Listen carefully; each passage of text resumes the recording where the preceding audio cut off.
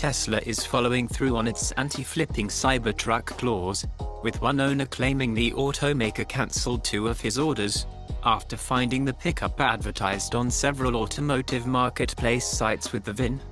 Tesla discovered the owner's Cybertruck for sale and has told him that future reservations will be cancelled. According to the owner, the electric truck hasn't been sold yet but is still listed for sale. Tesla's loss and prevention department flagged the owner due to the listings.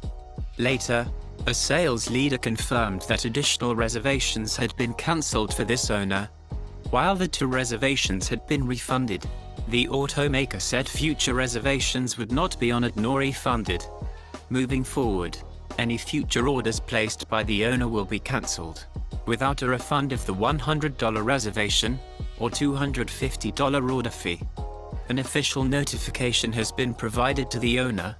It will be interesting to see whether Tesla enforces this with all Cybertruck owners.